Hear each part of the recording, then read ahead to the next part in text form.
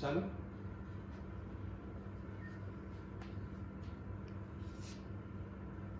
નમસ્કાર બાળ મિત્રો.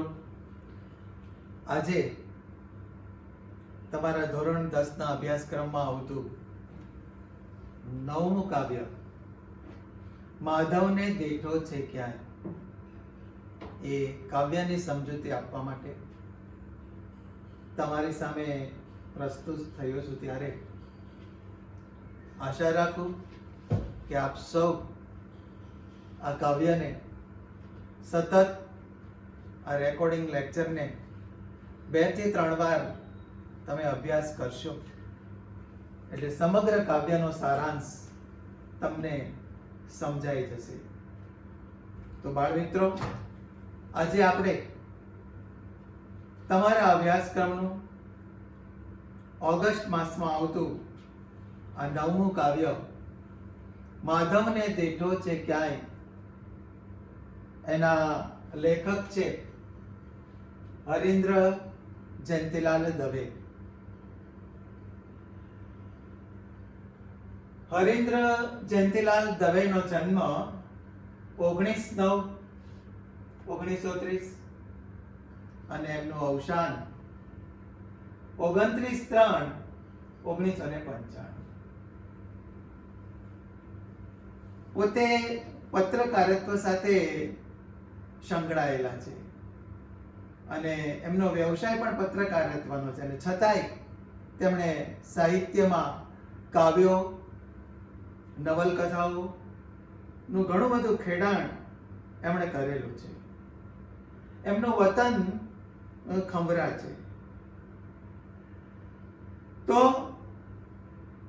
આ કવિએ આ પોતાના જીવનમાં ઘણું બધું સાહિત્યનું સર્જન એમણે કરેલું છે. એમણે નવલકથાઓ લખી છે, નાટકો લખેલા છે, વિવેચન પણ ના પુસ્તકો પણ બહાર પાડેલા છે, અને નિબંધો પણ એમણે પોતાના સ્વહસ્તે લખેલા છે. આવા વિવિધ ક્ષેત્રોમાં એમણે ખેડાણ કરેલું છે. એ ઉપરાંત એના કાવ્ય સંગ્રહની વાત કરું તો આસવ, મૌન, સૂર્યોપનિષદ, હૈયાતી વગેરે તેમના કાવ્ય સંગ્રહ છે. તેઓ મુખ્યત્વે કવિ છે. એમણે ઘણી બધી નવલકથાઓ પણ લખેલી છે, જેમાં મુખવટો, અનાગત, ગાંધીની કાવડ એ તેમની નોંધપાત્ર નવલકથાઓ છે. તેમને રણજીતરામ સુવર્ણચંદ્રક અને ગુજરાત સાહિત્ય અકાદમી ગાંધીનગર, દિલ્હીના એવોર્ડો પણ એમને પ્રાપ્ત થયા છે. તો બાળ મિત્રો, સૌથી પહેલા આપણે હરીન્દ્ર દવેના આ ગીત માધવને દેઠો છે ક્યાંય, એ ગીતને પહેલા આપણે સરસ મજાના લયઢાળ સાથે એ સાંભળીશું, જેથી તમને યાદ રાખવામાં બહુ મુશ્કેલી ન પડે. તો ચાલો આપણે જોઈએ હરીન્દ્ર દવેની આ રચના માધવને દેઠો છે ક્યાંય, એ રચનાને આપણે સાંભળીએ.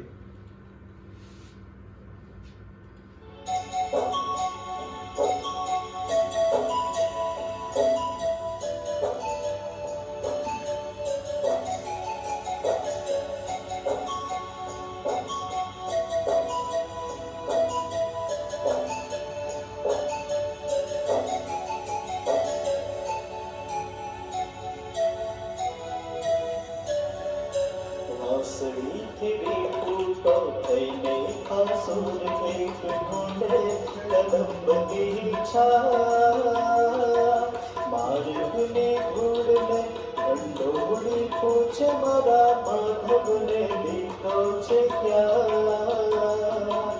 मासड़ी तेरी फोटो थईने आसुर ने ढूंढे कदम बनी छा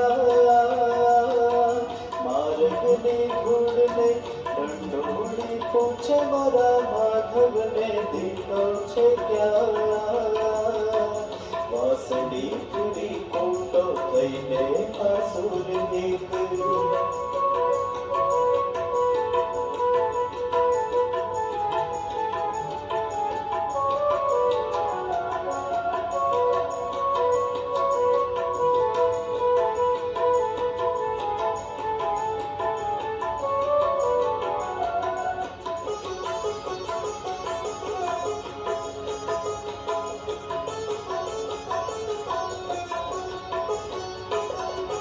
યમુનાના વેણ તમે મૂંગા છો કેમ?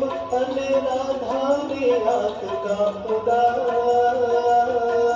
વહી જતિયા લહેરથી વ્યાકુળ કરે છે અહીં સરદિયા સાંજનો ઉજાસ.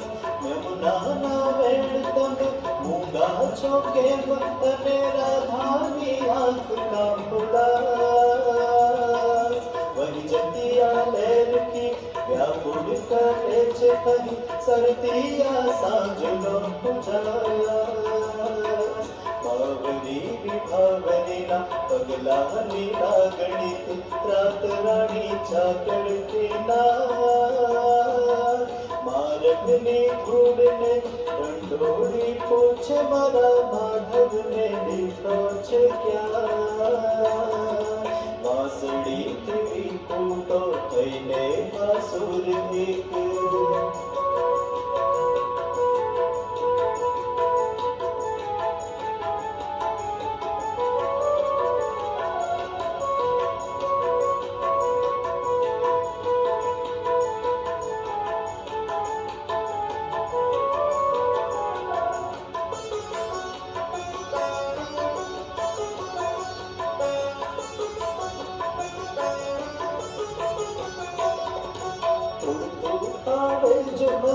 મોર પીછતો તો હમે સાચવ સુવાળા રંગ. મારી તે મોરલીના હાથમાં ઉગે છે એક શ્યામના તે નામનો બયન.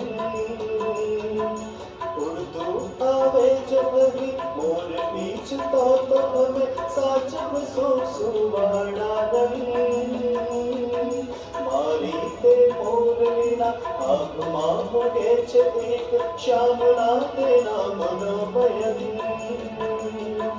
જળમાં તે તેજ એનું એવું રેલાય હવે પાતાળે હરિવર પર ખાર. માર્ગની ધૂળને દંડોળી પૂછે મારા માધવને દીઠો છે ક્યાં? વાસળીથી વિકૂટો થઈને આસુર એક કુંડે કદંબની છાર. માર્ગની ધૂળને દંડોળી પૂછે મારા માધવને દીઠો છે ક્યાં? કે મારા માધવને દીઠો છે ક્યાં? કે મારા માધવને દીઠો છે ક્યાં?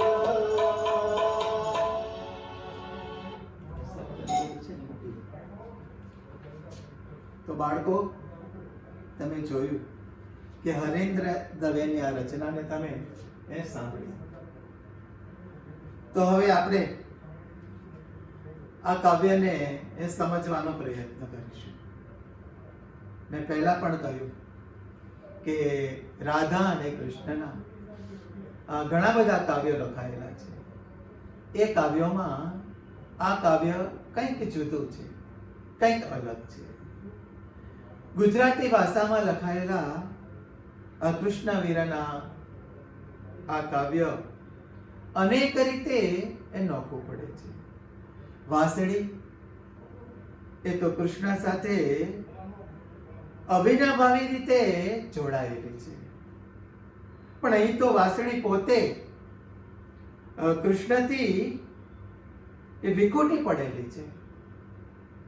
વાંસળીનો સૂર એ કૃષ્ણને શોધતો હોય છે અને શોધ સાથે જોડાય છે બાલકૃષ્ણના જીવનના અનેક પ્રતીકો.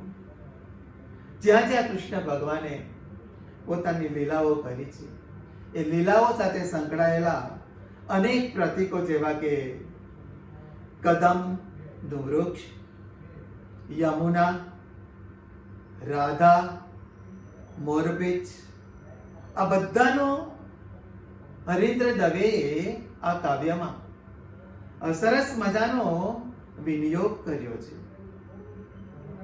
યમુનાના વેણ સાથે રાધાની આંખની ઉદાસી અમને બતાવેલી છે. ચાંદની સાથે રાતરાણી અને મોરપીંછ સાથે સુવાળા રંગ અને આકાશ સાથે ચંદ્રનું સાયુજ્ય રચી અને કૃષ્ણનો વિરહ કવિએ અહીં તીવ્ર બનાવ્યો છે. કૃષ્ણથી વિખૂટા પડવાથી શરૂ થતા આ ગીતને અંતે જળનું તેજ જોઈને પરખાય છે કે ચોક્કસ અંદર કૃષ્ણ હશે ત્યાં, અને ત્યાં જ આ કાવ્ય વિરમે છે.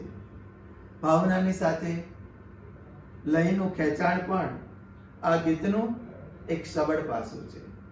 તો જોઈએ આપણે એક એક પંક્તિઓમાં હરેન્દ્ર દવે આ કાવ્યની રચનામાં કૃષ્ણ અને વાંસળી વિશે એ શું કહેવા માંગે છે.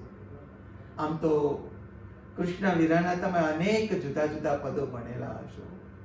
નરસિંહે પણ કૃષ્ણના અનેક પદો લખેલા છે. મીરાએ પણ કૃષ્ણના અનેક પદો લખાયેલા છે. અને આમ કહું તો પ્રાચીન યુગ, મધ્યકાલીન યુગ, અર્વાચીન યુગ વગેરેમાં કૃષ્ણના ગીતો એટલા બધા લખાયેલા છે કે કૃષ્ણ એ આપણા સાહિત્યનું એક અભિન્ન અંગ બની ગયું છે. તો આ કાવ્યમાં પણ હરીન્દ્ર દવે કૃષ્ણના વાંસળીના સુરના વિરહને એમણે રજૂ કરેલો છે. વાંસળી એ કૃષ્ણના વિરહનું કૃષ્ણ સાથે અભિન્ન અંગ છે. એને કૃષ્ણથી અલગ કરી જ ન શકાય. એ વાંસળી એક દિવસ કૃષ્ણથી અલગ થઈ જાય છે અને એના વિરહમાં એ કેવી તડપે છે. કૃષ્ણનો વિરહ એને કેવો ચાલે છે, વાત હરીન્દ્ર દવે આ કાવ્યની પંક્તિએ પંક્તિએ એ રજૂ કરેલી છે. તો કહે છે કે વાંસળીથી વિખૂટો થઈને આ સૂર્યએ ઢૂંઢે કદમની છાય, માર્ગની ધૂળને ઢંઢોળી પૂછે મારા માધવને દેઠો છે ક્યાં. યમુનાના વેણ તમે મૂંગા છો કેમ, અને રાધાની આંખ કા ઉદાસ, વહી જત્યા લહેર કી વ્યાકુળ કરે છે સરતી યા સાંજનો ઉજાસ. તો આ પંક્તિમાં હરીન્દ્ર દવે વાંસળીથી કૃષ્ણથી જે વાંસળી જુદી પડી ગઈ છે એના વિરહને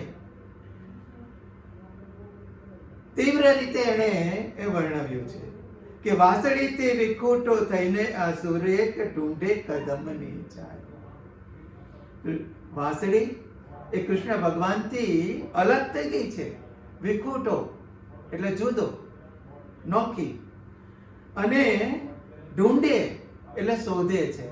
ઢૂંઢે કદમની છાય. તો જ્યાં જ્યાં કૃષ્ણ ગયા છે ત્યાં ત્યાં વાંસળી એ કૃષ્ણને શોધવા માટે એ પ્રયત્ન કરે છે. અને તમે પણ અનેક પુસ્તકોમાં આ વાંચેલું હશે કે કદમના વૃક્ષ ઉપર બેસી અને કૃષ્ણ ભગવાન એ દિવ્ય માધુર્યના સુરોને અરે લાવતા હતા. તો સૌથી પહેલા એ વાંસળી કદમના વૃક્ષ નીચે જાય છે અને એ કદમની ડાળને શોધી અને પૂછે છે કે તમે મારા કૃષ્ણને જોયો છે. કૃષ્ણ વૃંદાવનની જે જે ગલીઓમાં ચાલેલા હોય છે એ ગલીઓની ધૂળને ઢંઢોળી ઢંઢોળીને એ વાંસળી પૂછે છે કે તમે મારા માધવને ક્યાંય જોયો છે, મારા માધવને ક્યાંય દીઠો છે, દીઠો એટલે જોયો. તો કહે છે કે માર્ગની ધૂળને ઢંઢોળી પૂછે મારા માધવને દીઠો છે ક્યાં. એ વાસળી વૃંદાવનની કુંજ ગલીઓની ધૂળને ઢંઢોળી ઢંઢોળીને એમ પૂછે છે કે તમે મારા કૃષ્ણને ક્યાંય જોયો છે. અને ત્યાર પછી એ વાસળી યમુનાના તટ પાસે જાય છે, કારણ કે યમુનાના તટ ઉપર પણ કૃષ્ણ ભગવાન પોતાના બાળ ગોવાળિયાઓ સાથે અનેક રાસ લીલાઓ રમતા, અનેક જુદી જુદી રમતો રમતા. તો એ યમુનાના વેણ પાસે જઈ અને વાસળી પૂછે છે કે યમુનાના વેણ તમે મૂંગા છો કેમ? હે યમુનાના વેણ, વેણ એટલે વહેતું પાણી, તો હે યમુનાના વેણ તમે આમ મૂંગા કેમ છો કે છે? તમારા જીવનમાં કેમ ખાલીપો વ્યાપી ગયો છે? અને રાધાની આંખ કા ઉદાસ, અને આ રાધાની આંખમાં ઉદાસી શા માટે જોવા મળે છે કે છે? વહી જતી આ લહેરકી વ્યાકુળ કરે છે, અને પવનની લહેરકી હંમેશા શીતળતાનો અનુભવ કરાવે. પણ અહીં કૃષ્ણના વિરહમાં તો એ પવનની લહેરકી આવે છે તો એ વાસળીને આકુળ વ્યાકુળ કરી મૂકે છે.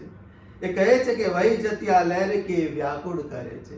કહેવાનો મતલબ કે ગમે એવી શીતળ લહેરકી વાય, પણ કૃષ્ણના વિરહને કારણે એ લહેરકીઓ પણ શીતળતા આપતી નથી અને આકુળ વ્યાકુળ કરી મૂકે છે. અને સરતી આ સાંજનો ઉજાસ, અને કહે છે કે અને સાંજ પણ ધીમે ધીમે આથમવા લાગી છે, અને ઉજાસમાં પણ વાસળીને ખાલીપો લાગે છે. અને ત્યાર પછી વાસળી એ જુદા જુદા પ્રતીકો પાસે જાય છે અને કહે છે કે બાવરી વે બાવરીની પગલાની લાગણીથી રાતરાણી ઝાકળતી નાય. ઉડતું આવે જો અહીં મોર પીછ તો અમે સાચવશું સુવાળા રંગ. મારી તે મોરલેના આબોમાં ઉગે છે એક શામના તે નામનો મયંગ. જળમાં તે તેજ એનું રે એવું રે લાય હવે પાતાળે હરિવર પર ખાઈ. મારા માધવને દીઠો છે ક્યાં. તો કૃષ્ણના વિરહને કારણે એ રાત પણ બાવરી બની ગઈ છે. એની કૃષ્ણના પગલાની લાગણીઓથી એ બાવરી બની ગઈ છે. અને રાતરાણી પણ કૃષ્ણના વિરહના કારણે મુરઝાઈ ગઈ છે. એ પણ આકુળ વ્યાકુળ થઈ ગઈ છે અને ઝાકળથી લાવવા માટેનો એ પ્રયત્ન કરે છે. અને પછી હરેન્દ્ર દવે કહે છે કૃષ્ણએ હંમેશા પોતાના મુગટ પર જે મોરપીછ ધારણ કરેલું છે એ પીછને, એ પીછાને પ્રતિકાત્મક રીતે એમણે રજૂ કર્યું છે. અને કહે છે કે ઉડતું આવે જો અહીં મોર પીછ તો અમે સાચવશું સુવાળા રંગ. કદાચ તમારી પાસે એ કૃષ્ણએ જે પોતાના મસ્તક પર જે મોરપીછ ધારણ કરેલું છે એ મોરપીછ કદાચ, એ મોરનું પીછું કદાચ જો ઉડતું ઉડતું આવે તો તમે એ પીછાના રંગને અમે અમારી પાસે એના સુવાળા રંગને સાચવી રાખી શકે છે. અને મારી તે મોરલીના આભમાં ઉગે છે શામના તે નામનો મયંક. મયંક એટલે ચંદ્ર. અને કહે છે કે આ મોરલી રૂપી આકાશની અંદર એ આભમાં એ કૃષ્ણના નામનો સરસ મજાનો ચંદ્રમા ખીલી ઉઠે છે. મારી તે મોરલીના આભમાં ઉગે છે એક શામના તે નામનો મયંક. અને જળમાં તે તેજે એનું એવું રે લાય હવે પાતાળે હરિવર પર ખાય. અને કહે છે કે શામના તે નામનો મયંક. અને અંતે એ કાવ્યના અંતિમ ચરણમાં કવિ કહે છે કે જળમાં તે તેજે એનું એવું રે લાય હવે. આકાશમાં જે ચંદ્ર સોળે કળાએ ખેલેલો છે. એનું તેજ એ સરોવરમાં એવું રેલાય છે. એ ચંદ્રની ચાંદની, એનું એ ચાંદનીનો દિવ્ય પ્રકાશ એ જળમાં એવો રેલાય છે કે જાણે સાક્ષાત ભગવાનના દર્શન, કૃષ્ણના દર્શન જાણે એ જળની અંદર થઈ રહ્યા હોય એવું લાગે છે. એટલે જ કવિ કહે છે કે જળ માતે તેજ એનું એવું રેલાય હવે પાતાળે હરિવર પરખાય. હરિવર એટલે ઈશ્વર, સચ્ચિદાનંદ સ્વરૂપ, નિરાકાર, સર્વશક્તિમાન, ન્યાયકારી, દયાલુ, અજન્મા, અનંત, અનાદિ, આવા અનેક ભગવાનના પર્યાય હોઈ શકે. તો કહે છે કવિ કે જળમાં તે તેજ એનું એવું રેલાય હવે પાતાળે હરિવર પરખાય. અને આકાશમાં, નીલા આકાશમાં, એ મોરલી રૂપી આકાશની અંદર એ ચંદ્ર સોળે કળાએ એવો ખીલેલો છે કે ચાંદનીનો પ્રકાશ નીચે જળની અંદર એવો રેલાય છે કે ખુદ ભગવાન એ પ્રકાશની અંદર એ જળમાં દેખાય છે. એવો કવિને અનુભૂતિ થાય છે, એવો ભાસ થાય છે. તો સમગ્ર કાવ્યની અંદર જે વાંસળી કૃષ્ણ પોતાની એ વાંસળી પર દિવ્ય માધુર્યના સુરોને એ રેલાવતા, અને તમને તો ખ્યાલ છે કે એ વાંસળીના સુરે અનેક ગોપીઓને, અનેક ગોવાળોને ગાંડા ઘેલા કરી દીધા હતા. જ્યારે જ્યારે એ વાંસળી કૃષ્ણ ભગવાન વગાડતા ત્યારે ત્યારે એ અનેક બધી ગાયો પણ એ સૂર સાંભળવા માટે જ્યાં કદમના વૃક્ષ નીચે આવી અને ઊભી રહી જતી હતી. એ યમુનાના નીર પણ એ વાંસળીના સૂર સાંભળવા માટે થંભી જતા હતા. તો એ વાંસળી આજે કૃષ્ણથી વિખૂટી પડી ગઈ છે, જુદી પડી ગઈ છે. તો એ કૃષ્ણથી વિખૂટા પડવાથી એની જે વ્યથા છે, એનો જે વિરહ છે, એ વિરહને હરેન્દ્ર દવે સમગ્ર આ કાવ્યમાં પ્રતિકાત્મક રીતે એ રજૂ કર્યો છે. અને હું માનું છું કે તમને બધાને આ માધવને દીઠો છે ક્યાંય એ કાવ્યની સમજૂતી એ બરાબર તમને સમજાઈ ગઈ હશે. તો હવે આપણે એ જોઈએ કે આ કાવ્યમાં કયા કયા કઠિન શબ્દો આવેલા છે એને આપણે એક નજર કરી જઈએ, અને કયા કયા વ્યાકરણના મુદ્દાઓ આવેલા છે એને પણ આપણે સહેજ ટેલી કરી લઈએ. તો સૌથી પહેલા આપણે શબ્દાર્થ જોઈએ. તો શબ્દાર્થમાં તમે જુઓ બાળ મિત્રો કે વાંસળી એટલે મોરલી, વિખૂટું એટલે કે અલગ, જુદું પડેલું, સુર એટલે સ્વર, ઢૂંઢે એટલે શોધે, કદમ એક વૃક્ષ છે કે જે હંમેશા કૃષ્ણ જ્યારે જ્યારે પોતાની વાંસળી પર દિવ્ય માધુર્યના સુરોને રેલાવતા એ વૃક્ષ કદમનું વૃક્ષ છે. આજે પણ તમે કદાચ ગોકુળ, મથુરા અને વૃંદાવનની યાત્રાએ કદાચ જાઓ તો આજે પણ એ કદમના વૃક્ષને તમને એ જોવા મળશે. આજે વૃક્ષને 5000 વર્ષ થયા છે, પણ આજે પણ એ વૃક્ષ હયાત છે. પછી છાંય એટલે છાંયડો, માર્ગ એટલે રસ્તો અથવા તો પથ પણ એને કહી શકાય. પછી ધૂળ એટલે રજ, ઢંઢોળી, તો ઢંઢોળી પૂછે એટલે કે હચમચાવીને પૂછે છે. દીઠો એટલે જોયો, આ શબ્દ 9મા ધોરણમાં પણ આવી ગયેલો છે. વહેણ એટલે વહેણ, જે યમુનાના વહેણવાય છે એ. પછી આંખ એટલે લોચન, ચક્ષુ. ઉદાસ એટલે દુઃખી. ત્યાર પછી હવે આપણે વ્યાકરણના મુદ્દાઓ જોઈએ. હજુ શબ્દો થોડાક બાકી છે, જોઈ લઈએ.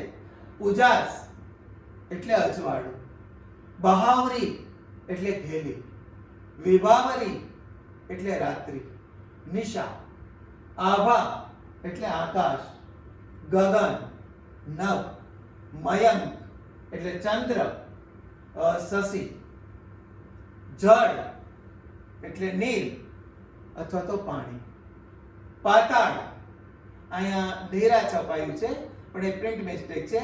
જળ એટલે નીર થશે અને પાણી થશે. પછી પાતાળ એટલે પૃથ્વીની નીચેનો લોક, પાતાળ લોક જેને આપણે કહીએ.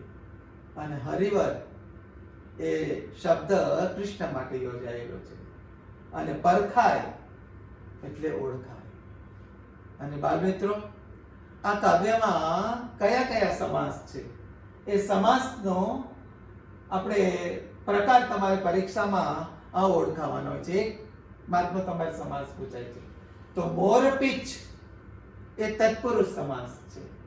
હરિવર એ કર્મધારય સમાસ છે. અને રાતરાણી એ તત્પુરુષ સમાસ છે. પછી આમાં બે સંધિ વધારે અગત્યની છે. એ સંધિને તમારે જોડવાની છે. ઉદાસ એટલે ઉદ દખોડો કરવાનો છે, ઉદ વત્તા આસ. અને વ્યાકુળ એટલે વિક વત્તા આકુળ. અને ત્યાર પછી વ્યાકરણનો મુદ્દો છેલ્લો આવે છે, આ કાવ્યમાં આવતા અલંકારોને ઓળખાવો. તો જુઓ તમે, પહેલો અલંકાર છે મારી તે મોરલીના આબમાં ઉગે છે એક શ્યામના તે નામનો મયંક. આ અલંકાર છે. મારી તે મોરલીના આબમાં ઉગે છે એક શ્યામના તે નામનો મયંક. તો બાળમિત્રો ખાસ યાદ રાખજો, આ ઉપમા અલંકાર છે. પરીક્ષામાં કદાચ પૂછાય પણ. પછી પાતાળે હરિવર પરખાય. પાતાળે હરિવર પરખાય એ વર્ણાનુપ્રાસ અલંકાર છે.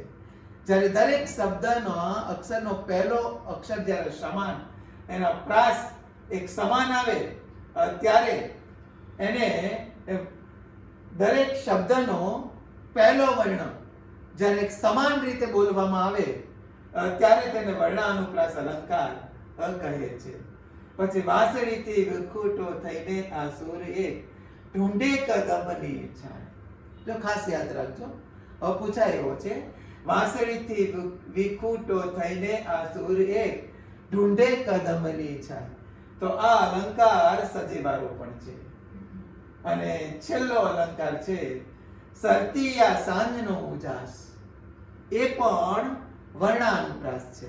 અને વર્ણાનુપ્રાસ અલંકાર તમે ધોરણ 9 માં ભણી ગયેલા છો કે દરેક શબ્દને આવતો પ્રથમ વર્ણ, પહેલો વર્ણ જ્યારે વારંવાર પુનરાવર્તન પામે ત્યારે તેને એ વર્ણાનુપ્રાસ અલંકાર કહે છે. તો આમાં છેલ્લો અલંકાર છે સરતી આ સાંજનો ઉજાસ. એ વર્ણાનુપ્રાસ અલંકાર છે. તો બાળકો, હવે તમારો ઓગસ્ટમાં આવતું આ કાવ્ય માધવને દેઠો છે ક્યાંય એ આજે આપણે એ પૂર્ણ કર્યું. અને ફરી તમને વિનંતી કરું છું કે તમે આ વિડીયોને 3 થી 4 વાર જોશો એટલે આપોઆપ સમગ્ર કાવ્ય તમને એ સમજાઈ જશે. તો આપ સૌએ ખૂબ જ બોર્ડની પરીક્ષાને ધ્યાનમાં રાખી અને એ મહેનત કરવાની છે, કારણ કે આ કાવ્ય ખૂબ જ અગત્યનું છે પરીક્ષાની દૃષ્ટિએ. એટલે ફરીને હું તમને વિનંતી સાથે કહું છું કે દરેક આ કાવ્યમાં આવતા અઘરા શબ્દોના અર્થો, એમાં આવતા વ્યાકરણના મુદ્દાઓ અને કાવ્ય જ્ઞાનને જે રેકોર્ડ કરેલું છે એ તમે 2 થી 3 વખત સાંભળશો તો મને નથી લાગતું કે કદાચ તમને આ કાવ્ય ન સમજાય.